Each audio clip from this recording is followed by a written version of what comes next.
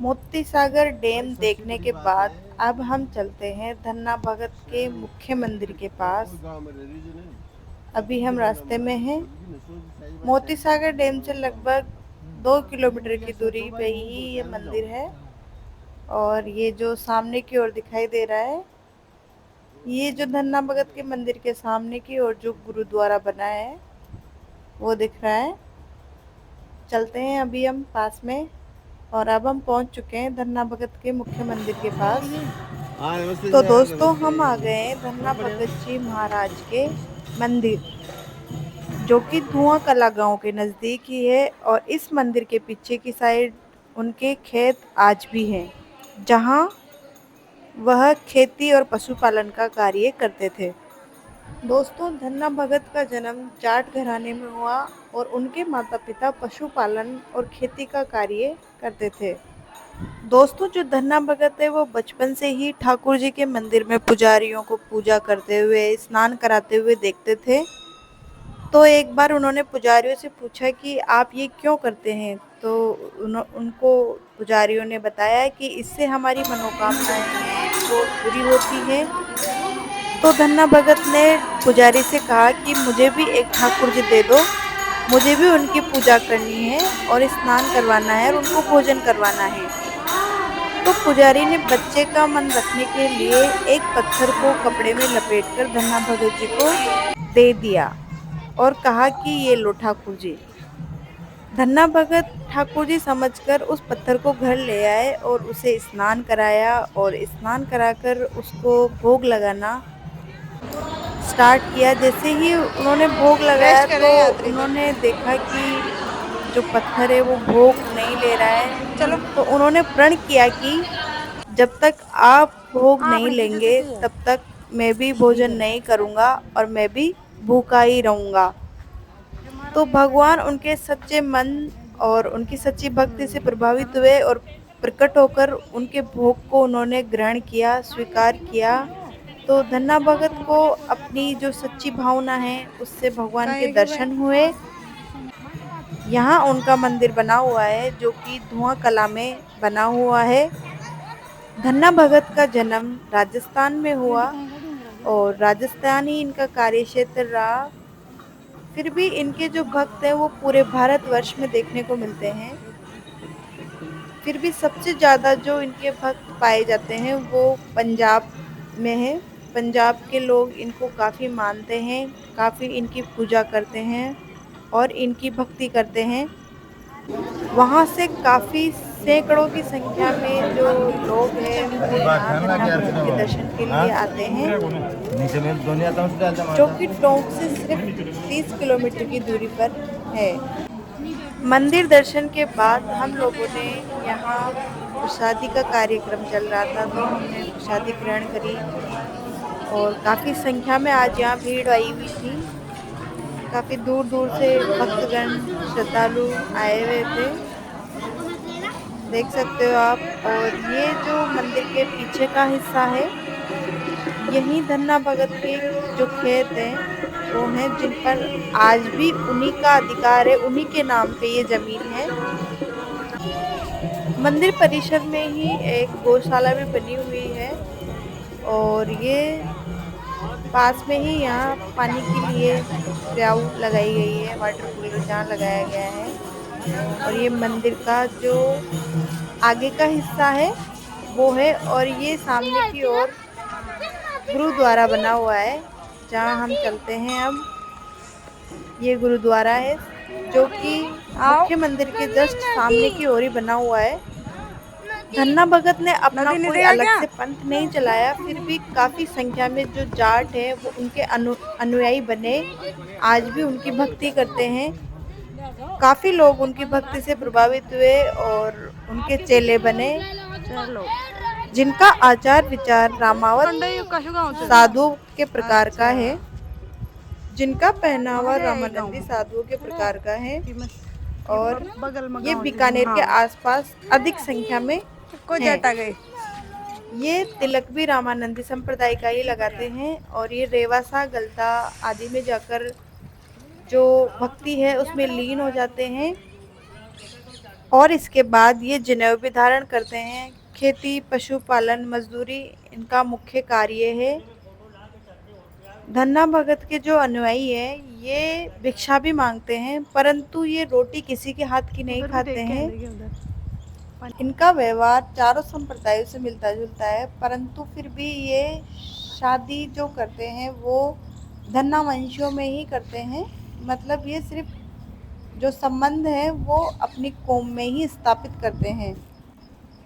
धन्ना वंशीय जो लोग हैं वो सिर्फ विष्णु की ही पूजा करते हैं और विवाह के अवसर पर ये गणेश जी को ही पूजते हैं केवल। ये चारों ओर का नज़ारा आप देख सकते हो। ये गुरुद्वारे के बाहर का नज़ारा है। गुरुद्वारे के पास में ही एक छोटा सा कुंड टाइप इन्होंने बना रखा है, जहाँ लोग अपने हाथ पैर धो सकते हैं। उसके बाद ही गुरुद्वारे में प्रवेश किया जाता है। गुरुद्वारे के दर्शन के बाद अब हम चलते हैं आगे की ओर। यहाँ एक मंदिर और है पास में ही, शिव जी का, जो काफ़ी रहस्यमयी और चमत्कारिक है।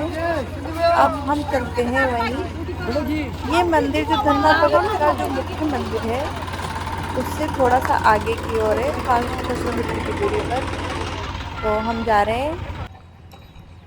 यहाँ पर जो मंदिर है उसका ट्रस्ट भी है और ये बोर्ड लगा हुआ है।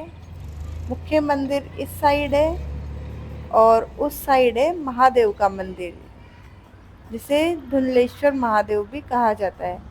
अब हम चलते हैं मंदिर के अंदर। ये जो है मंदिर, ये बजरंगी जो भक्त हैं उनके सानिध्य में ही बना है और उन्होंने ही इस मंदिर में जो निर्माण कार्य है उसमें अपना काफ़ी सहयोग, उनकी ही देखरेख में ये मंदिर बना है।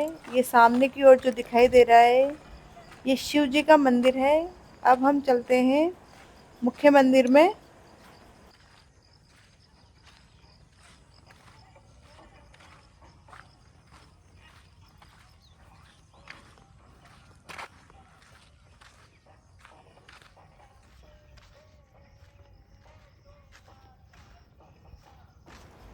ये जो मंदिर दिखाई दे रहा है ये शिव जी का मंदिर है। यहाँ जहाँ नीचे की ओर जो बजरंग दास जी हैं उनका विश्राम गृह है और ऊपर की ओर शंकर भगवान का मंदिर है। और ये सामने की ओर जो आपको नाडी दिखाई दे रही है ये धन्ना जी की नाडी के नाम से जानी जाती है।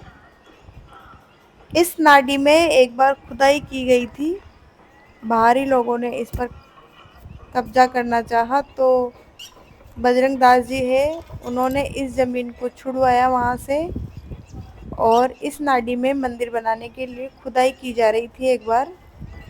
ये सामने की ओर धूनी दिखाई दे रही है आपको, बाबा की धूनी जिसको बोलते हैं।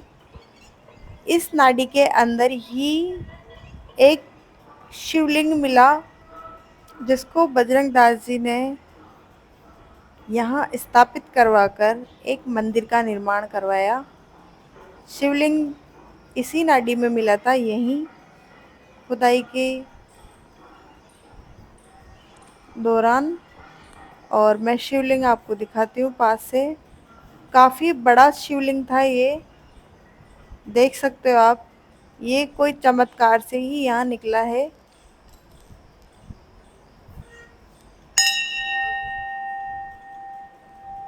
अब हम चलते हैं बाहर की ओर।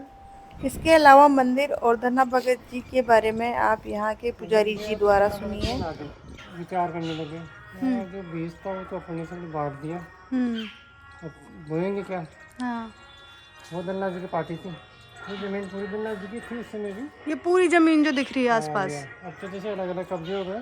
अच्छा। तो उन्होंने सोचा यार देने वाला तो वो है, हाँ। वो चाहे तो बिना बीज के भी दे सकता है। अच्छा। तो उन्होंने बिना बीज के उम्रे निकाल दिए। हाँ। जानते ना उम्रे निकालना। हाँ हाँ, अलग अलग। हाँ। जिसको हमारे को वो बैल खींचते थे। हाँ। उसमें तुम वो तुम्बे ने हाँ। तुम्बे को जब फोड़ा तो उसमें हीरे मोती लिखे थे। तुम्बे में। हाँ, वो जो तुम्बे होता है ना, तो हाँ हाँ पहले साधु महात्मा रखते थे। हाँ। आजकल तो स्टील का पीतल का चलता है। तो ये बनना पड़ेगा कि नादिक थी, आज भी रिकॉर्ड में है।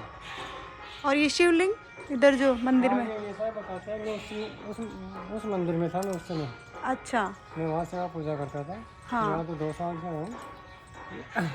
फिर खुदाई करवा रहे थे ना, उसमें निकला था। इस नाडी में। और वो उधर सामने क्या है? वो धूनी महात्मा जी की। महात्मा जी की धूनी। अच्छा। ये इधर गौशाला है क्या? हाँ, ये 2 गाय हैं। वो सामने पहाड़ पर दिख रहा हो तो एक सफ़ेद सफ़ेद सी दिख रही है ना, धारा सी। पहाड़ पे। हाँ।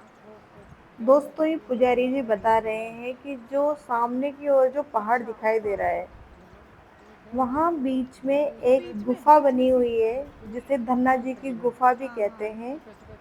और यही वह गुफा है जहाँ धन्ना भगत जी वहाँ पे। बैठकर घंटों घंटों तपस्या में लीन रहते थे, कई कई दिनों तक। और यहीं बैठकर वो भगवान की भक्ति किया करते थे। जो कि यहाँ से मुख्य मंदिर से दिखाई दे रही है, वो सामने की ओर गुफा बनी हुई है वहाँ। यहीं पे तपस्या करते थे हाँ, वो। वहाँ तपस्या करते थे। ये इनकी ज़मीन थी, यहाँ खेती करते थे। आओ देख नहीं तो मैंने बताया नहीं, या तो 23 अप्रैल को आओ, हाँ। और या मार्च के पहले। या फिर मार्च के पहले संडे को आओ। अच्छा। है ना? चलो। तो वो जो पहले से मार्च का भी मेला है, वो सरदारों का है। तो हाँ। उसमें सब अलाउ है, आप भी, हम भी, सब चाहे जितने आओ। सिखों के वहाँ। हाँ, सिखों के। और जो अप्रैल में होता है वो धन्ना भगत के होता है। हाँ, वो 23 अप्रैल को तो इस मंदिर की समिति वाले मनाते हैं जन्मदिन। हाँ। ये अंग्रेजी तारीख से चलते हैं। अच्छा। और वो चलते हैं अब हिंदू पंचांग के साथ, उसके 7% अष्टमी। अष्टमी के हिसाब से। चलिए ठीक है। बढ़िया कार्यक्रम है। तो दोस्तों देख सकते हो, ये धन्ना भगत जी की जमीन है जिसमें ये धन्ना जी की नाडी और सामने धन्ना जी की गुफा है। और अब हम चलते हैं आगे की ओर।